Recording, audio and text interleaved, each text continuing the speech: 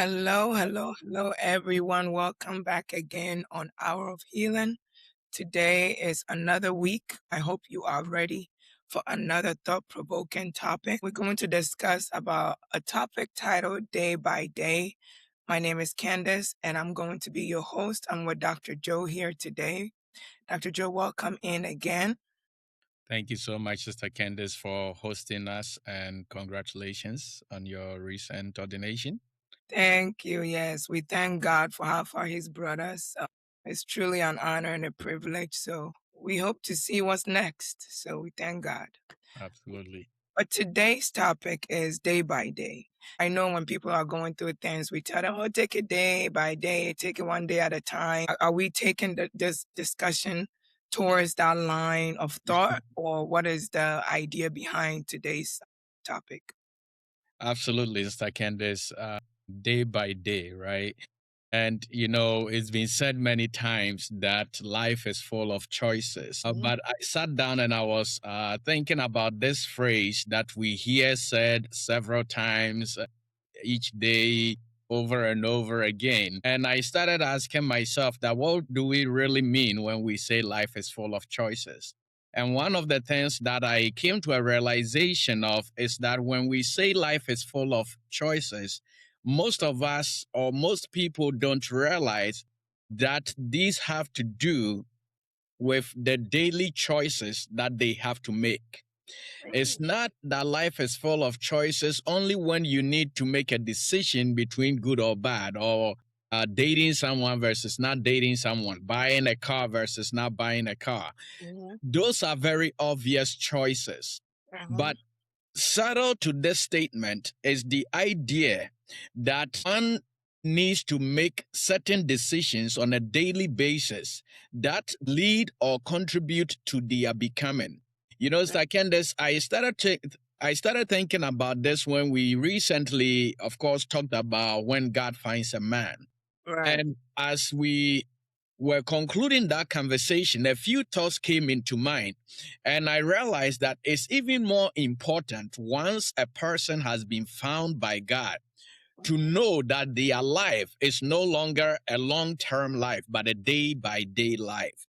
That the choices that you make are choices per day, per time. Right. Yes, we live our lives with eternity in mind. But Mm. at the same time, to plan for eternity, you have to live day by day. Other than that, you will get so consumed with the world around you that you may begin to forget why you were found in the first place. And so that conversation is truly what led to what we are talking about today. So this is a continuation of that precept or that background that we established when we talked about when God finds a man. Wow, wow, that's very, very powerful. And I'm thinking when we consider what you said, technically, it's like we have to take into an account the choices we make on a daily basis. And it's very profound how you said sometimes we think about the future and we don't consider the now or the next day and things like that. To think about it, that's a wisdom move to think about life on a daily basis. And that's one of the things that I pray to God that will help many people understand what life is truly about. Because sometimes you can have big dreams, you can think about the future so much that before you realize time has passed and you have not really done anything. It's like you waiting for the future, you're waiting for your dreams, you're waiting for the Mm. plans ahead. And so that now becomes really irrelevant to us sometimes. So I think this topic will really, really hit home for us to hone in and focus on the now and what we can do on a daily basis, the choices we can make towards the future. Absolutely. And just to add on to that, like I have said on this platform many times, that every topic that we discuss, either I have warred with it in the place of prayer or I assess myself with these topics, right? Mm. And the reason why I do that is because when we sit here, sometimes people might think that we have it all together, but far from it. We are all on this journey of learning. And so I looked at my life and I considered my life and how far by the mercies of God, I have come. And I started asking myself that if I had to sit down decades ago to plan my life, would I have planned it that way? Right. And I said no. So then I started asking myself, what have been the significant variables and what have been the significant constants in my life? Because through this conversation, what I pray by the mercies of God will be able to show our audience is that there has to be a constant in your life Mm. around which every single decision Yes. is revolving around. And for me, when I sat down and I thought about this, truly, Sister Candice, with all sense of humility, one thing I came in conclusion of was that whether consciously or subconsciously, I have lived my life with the understanding that I am a child of God first. Right. And every other decision, every other thing that I am, follow suit. Mhm. And am I always aware of this or conscious of this? Absolutely not. Do Mm. I always realize that I'm a child of God first when I am in the heat of the argument? Absolutely not. But I find that that has always been the sponsor of everything that I want to do, or Yeah. I want to get, or I want to have.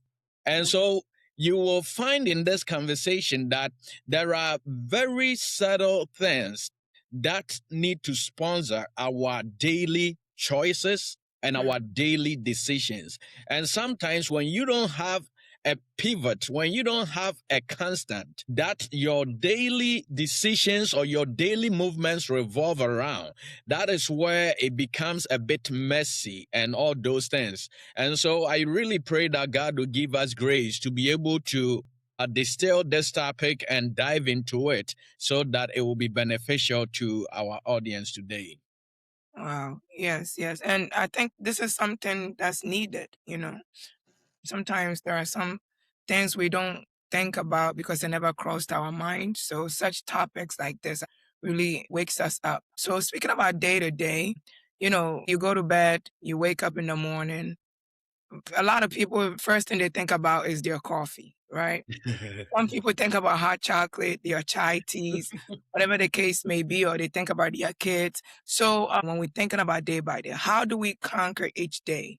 How do we overcome it? Is there a quote unquote a ritual that needs to be done in the beginning of your morning or your day, I should Mm. say? Or like what is it? How do we conquer each day? Wow, wow, that's a very powerful question, Sister Candice. And there are a few things that can be deduced from that question, and I'm not going to spend a lot of time talking about the psychophysiologic and the philosophical ways that have been talked about by many people outside our sphere. We can all read those and things like that. So we will really contribute in the simplest way possible what God has given us grace to be able to do today. And to answer that question, truly, I think that there are a few things that enable us to be able to conquer each day and be able to triumph over each day. And really, what does or what leads us to this point is a consciousness that we must have. When Mm. I say that, I mean that in order for you and I to conquer each day, we need to have a consciousness of life versus death and a consciousness of living versus not living. Mm. These two things or these two statements that I just made simply encompasses everything that ought to sponsor what is done by anyone on this planet. And so what do I mean by we must have a consciousness of living versus not living? Forgive my simple mind, but I think sometimes we are so simple in the sense that we think that when people make decisions to keep their life going, that automatically means that they are living. But the Yeah. truth could not be any further than that. That you can make decisions each and every day to be alive, but still not live. Mm. What are some of these decisions? You can choose to eat. Eating will keep you alive. Mhm. But guess what? There is also death in the pot. So Mhm. eating can also kill you. Mhm. And so when someone decides whether to eat or not to eat, it's really not a choice of living or not living. So having this consciousness really truly means that have an understanding, have a mindset of why or what you are doing. And so, whether conscious or subconscious, we must have this understanding, this rationale that every decision we make as far as the day goes is to lead us to the place of living and is to lead us to the place of life. Because there are people who are alive today that by the sheer choices they are making, they are not living. They Mhm. are alive as in they walking. But I believe there is a saying that I heard in a movie one time, dead men walking, that they are physically walking, but They are dead inside. they are dead, whether spiritually, emotionally, psychologically. And we'll be looking at all these in a minute. Example I made with eating. What about the person who chooses not to eat? We will say that someone has decided to forgo food and so they have chosen not to live. And you are partly right when you say that because hunger kills. Right. And so we all know that the person who chooses not to eat in a way, is choosing the way of hunger, which can kill them. But Sister Candice, the reason why I say that it is partly correct is that we also have to realize that the one who chooses to forgo food can also be building self control. Mhm. Choosing to forgo food can also be an act of self discipline. Sure. It can also be an act of putting their life in the right frame to live. And so once you have this understanding that everything you do can either be sponsored by death or life or living or not living, then that begin to influence how you can master each day. And Mm. so, before we even talk about some types of choices that we have to make each day in order for us to Conquer. conquer, there are a few things that I wanted to mention to keep in mind. And one of the first things is that you are not just flesh and blood, you are also spirit. Okay. And if you are also spirit, then it's important that you understand that not only does the body need to live, the spirit also needs to live. Mm. And if you make decisions that will cause the spirit not to be alive, then you are alive but not living. Mm. Because it's your spirit that sponsors your ability to live. Mhm. The other way you conquer each day is understanding that there are immediate consequences and long term consequences. And the reason why a lot of people are not living in the day by day is because they've made decisions in the past that really had a short term effect of living, but a long term effect of not living. And Mhm. so they have enjoyed the short term living effect. But in the long run, now they are at a stage where they cannot live because they are now reaping the fruits Right. of the decisions that they made in the past. Short And term. so having the consciousness of living versus not living helps you to know that in the short term and in the long term, you want to live. I already talked about the spiritual part already. That is important because you get to understand that not just your body, flesh lives, but your spirit also ought to live. And then there are so many other things that we can talk about, Sister Candice, but I will try as we go through this conversation to chip them in here and there because I don't want to take too much time with just this first question. Mm. So just want to clarify here. So in order for us to be able to conquer each day, it's based on us making choices that keeps us alive or choices that keeps us living. Is that So that's a great question. You make choices that both keep you alive and keeps you living. Okay. because you can be alive and not living. Okay. You Yeah. know, our Christian audience will be familiar with the Lord's Prayer.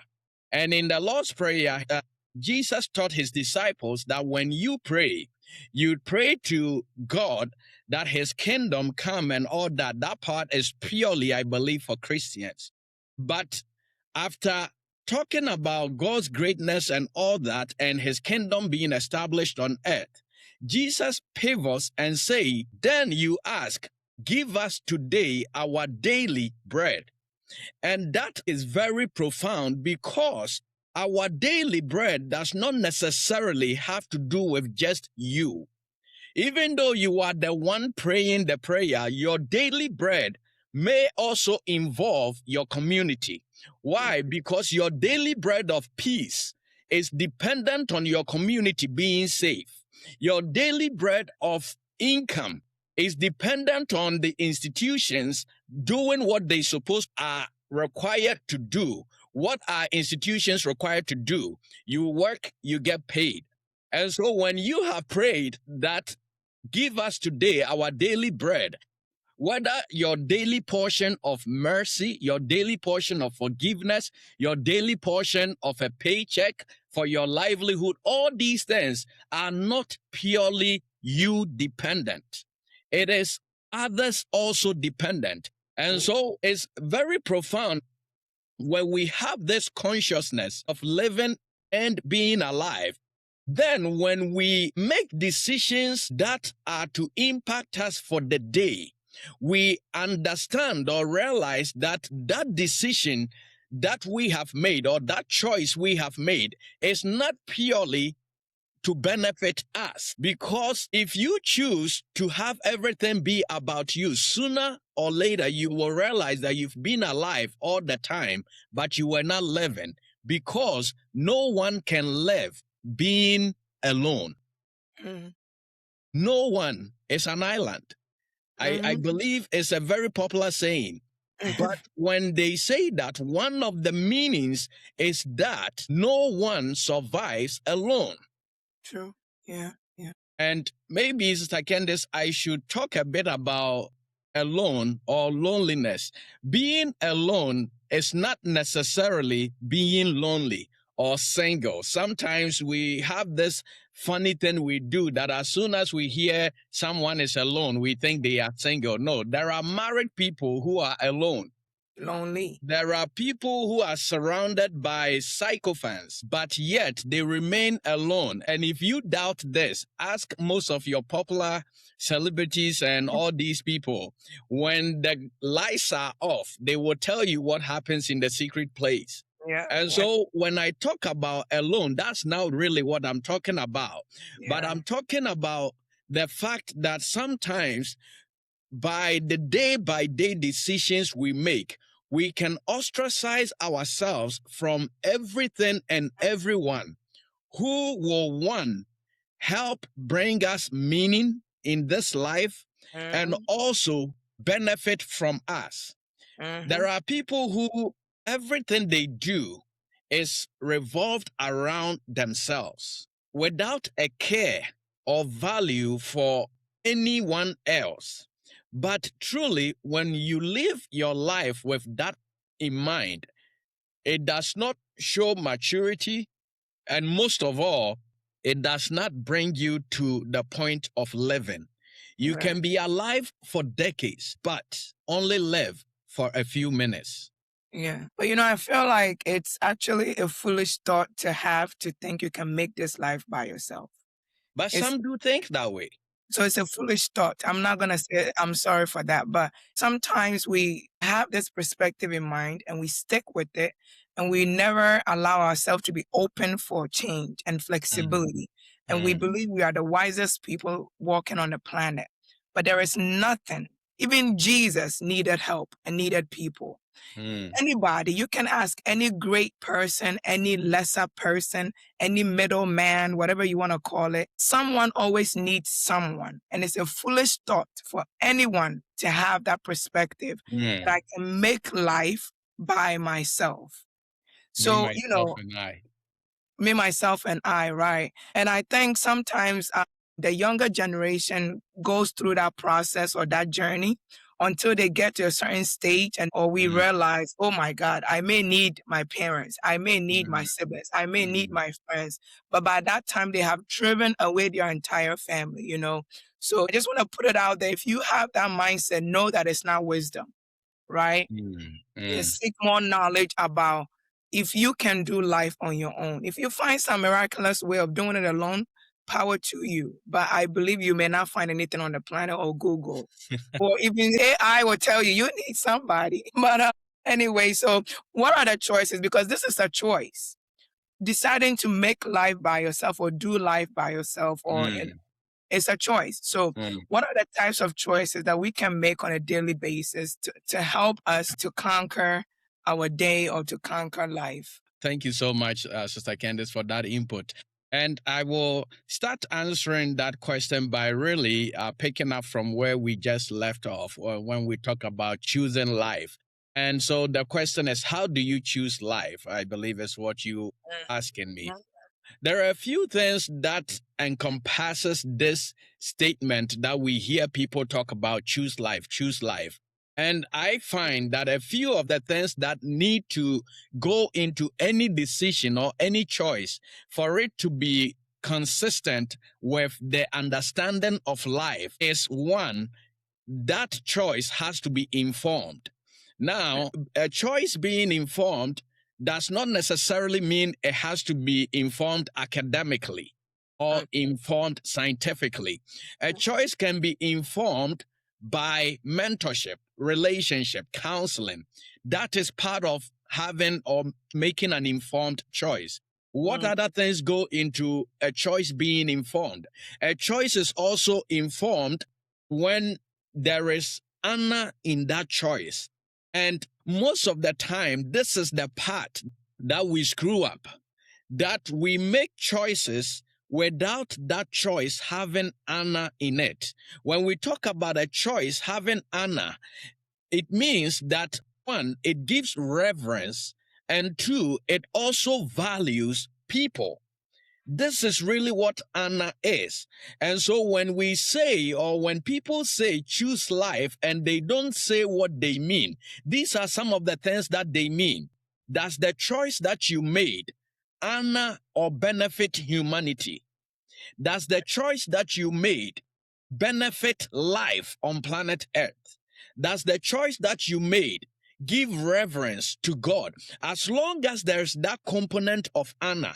And I say all this because sometimes people will say, oh, he is talking just about giving reverence to God. No, you can be a non Christian or a non believer and still make choices of life by making sure there is honor to other human beings in that choice. mhm. If you miss this point, then the choice you are making is not consistent with what people mean when they say choose life. Life. Another thing that has to be in a choice for us to say that someone chose life is that that choice must be free of fear, it must be free of bitterness, and it must be free of pressure or harm. That when you make a choice and it has any of these components in it, you are not choosing life. And so most of the time people say choose life, choose life. And the Yeah. question is, what do you mean? Hard way. This is what is entailed in that statement that I am trying to help you understand. There is a third component, Sister Candice, of a choice that Mm, makes that choice consistent with life. And that is an understanding or a realization that life is a seed. And so, if you make any choice in life and you don't have that consciousness of life being a seed, I will explain in a minute. If you don't have that consciousness of life being a seed, then that choice has violated the principle for it to be considered choosing life. What do I mean by understand or have a consciousness of life being a seed? Every seed is supposed or is predetermined to give birth to something else. And mm, so when you make a choice, you must understand that that choice you are making has output, it has fruit, it has results. If you make any choice without having a consciousness of what results you want, you are not choosing life. Mm. And so now, Sister Candice, it will make sense to our audience that sometimes when we make decisions or choices of hate, people say, no, this is the wrong choice. Choose life. Because when you sow hate, the replications, the results is bitterness, anger, war, and harm. And Right. so that is not consistent with life. Mm. And so when we talk about day by day, one of the first and foremost choices that we have to make every day is to choose life, which means we choose to make choices that are informed, that are free of fear, bitterness, pride, hate, harm. We make choices with the consciousness of our life or that choice being a seed. When you do this, then, my dear audience, you are choosing life. Wow, wow. You know, someone may be listening, they're thinking to themselves, this choice that I'm about to make, there's a sense of fear in it, there's a sense of everything you listed, but I'm gonna take the risk, you know. Hmm. Hmm. And that's things that we encounter. Like, I wanna go with courage and be bold and make this choice and make this life is all about taking risks. Hmm. Because everything that is within the choice you're about to make is what you just said. It Correct. does not value people. There is fear all around it. But then we want to be bold and make that choice. Hmm. Right. So, what is the difference with a decision or a choice that you're about to make that is okay to take a risk on when there is fear all written over it, and a choice that you're about to make that is not okay to take a risk because that is you not choosing life? Hmm. Hmm. Well, very powerful question, Sister Candice. And the answer is truly in the things that constitute choosing life. The Mhm. first thing we talked about is that choice being informed. Mm. There is such a thing as a calculated risk or informed risk and foolish risk. Taking risk just because you want to take risk is really not a wise decision. And as a matter of fact, if you do that, you are not choosing life. Taking risk that is informed, though Mm. the outcome sometimes might not be what you expected, Right. there is still that factor in there of that choice being a seed.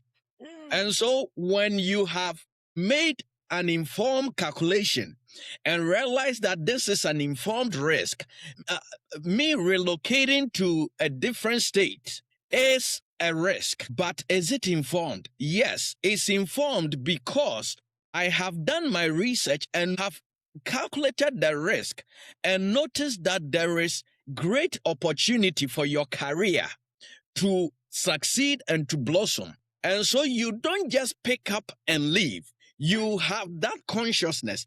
And then you also understand that the risk you are taking is a seed, right? And Mhm. so you are putting seed in the ground. But Mhm. once seed goes in the ground, the truth is you and I have no control over whether it germinates or not. All Right. we can do is to do our homework, is to make sure it's informed, is to make sure that it is free of the parasites that will eat up the seed and kill it. Once we do those things, then we leave the choice to God to bring it into fruition. And Sister Candace, it's very important you bring this up because we hear a lot about take risk, take risk. But I don't think that anyone will advise someone out of a genuine heart to take risk without also advising them to weigh the risk versus benefit. And so if you take a risk without weighing the benefits, then you are not making a wise decision. Right. You Right. are not choosing to live day by day. That's really good, and it's something we need to know and hear, I should say. Like what I said before, I think sometimes we think we are being bold, we think we are being wise, but we actually being foolish. Mm-hmm. Like someone just picks up, they may be single, picks up, your stuff and relocate to a whole new town or country in the name of taking risks. They don't check the economic whatever. They don't check mortgage whatever. They don't check like whatever career path they're on if it There's exists there, opportunity. and they go, and forgive me to say this because some people are in homeless in a certain category by different reasons, but they go and they struggle, they become homeless for years and years and years, and you hear their story and it's like, I took a risk but I regret it, right? But it's not the environment that fought against you, it was you not being informed before you went. Correct. You didn't But choose life. we didn't choose life, right? But then sometimes we speak of these kind of struggles or we speak of these kind of choices as if the place or the person is what affected us. Mm. But it's rather our choice. It's us not being calculative. It's us Correct. not choosing life. So I just wanted to point that out because it's easier for us to point fingers all the time. Oh, California is this, or the John that I was with is this, but was it calculated, right? Were we informed, like Dr. Joe said? So I think this is very, I've taken it into account for myself, and I think it will help us with our daily decisions. But is there another type of choice that we can make? Yes, Sister Candice, and I'm very happy that you actually brought this up because we make a lot of unwise decisions. That's just the fact of the matter. I know people who, like you saying in the example, pick up, move from one state to another without care or regard for what housing situation is, what their work is going to be like. If you making an informed decision, let me give an example using what you just talked about as relocation. So when we say choose life, the way this will apply to the example you just gave us is one, it has to be informed. How is it informed? Well, I am a banker. Where I want to go, there is high opportunity for growth for bankers. And so I honestly sit down, I assess it, and I know that is true. I apply for banking positions. In fact, if possible, interview for positions there. This is all part of the decision being informed because the interview you do at that place will, in a way, help you know a bit about the place. Visit the place, spend a week there, see how things go back and forth. How is the transportation system like? Are there tolls? What is the gas price like? These are all things, Sister Candice, that has to go into just that first component, it being informed. You haven't gotten to the emotions and the personal aspects yet. This is all just the informed decision. Is it wise? Is what I've heard true? Is it necessary? Right, right. Most of the time we ignore that part. We Yeah, don't think about the necessity of that decision. Is yeah. this move necessary? Is it wise? Is it true? The things I've heard. And once you have come up with all those things, then you go to, okay, why am I making this decision? What is influencing this decision that I'm making? Is it going to draw me closer to my ultimate goal? When it comes to the spiritual component, is it going to draw me closer to God? Economically, is it going to improve my standard of living? These are all things that has to come in. Sister Candace, without going through these steps, we will make decisions and realize, like I said in the introduction, that we've made a decision to live today without having a consciousness of tomorrow. And so tomorrow comes and now we are dying. Why? Because we didn't have future in mind of that conversation. So Candace, I think for the sake of time, we will wrap up here. And then I have about three more choices that I want us to go through. And next time when we get together, we'll be able to go through those choices for our audience to help them know the necessity of living day by day. Wow. And when I was listening to what you were saying, I'm thinking to myself, I think sometimes too, there is a notion that if you have to think about the decision, then it's not a risk. If you have to consider all these things, do all these background checks, go and come back, then you are not taking any risk, but it Mm, could still be a risk, even interesting. right, because it's like those skydivers and all these kind of people. If you're thinking about your life, like you might die up there and all this stuff, then you are not taking a risk. Just jump, you know, just take that risk and jump. You don't think about anything else. Don't think about the moral rate and all this stuff. Well, Sister Candice, but do you realize that even with that skydiving, somebody has done the research to know which part of the mountains you have to dive from? Right. And so, even though you are saying it's a risk, it's calculated because Yeah. somebody has done the homework. That's why people survive it. If Exactly. you go above what has been calculated, something else will happen. So having a thought intense, having research intense, having information intense does not take away that risk. So I just wanted to point that out there. But again, this is hour of healing. We are healing each other. If I said anything or if we said anything that robbed you off from, we just want what's best for you and what's best for ourselves as well. But we want to be honest and transparent, not sugarcoat anything. Whatever we know, we want to bring it on the table. You have questions, you can send it through the chat under the videos or on the social media handles, Instagram, TikTok, YouTube. So we're gonna wrap up today, like Dr. Joe said, and continue a part two on this topic. It's really, really gonna be more deeper than this. So I cannot wait. But I will hand it over to Dr. Joe. Yes, that's Candice. Thank you so much. And dear audience, again, we apologize for not being able to go through a lot of these, but like Sister Candice said, this is hour of healing. There always has to be a balance. I think one of the greatest detriment to our generation is partial information, because we have so much information out there that we don't take time to balance the things that we acquire, the information that we obtain. And that has led to a lot of unfortunate decisions and things like that.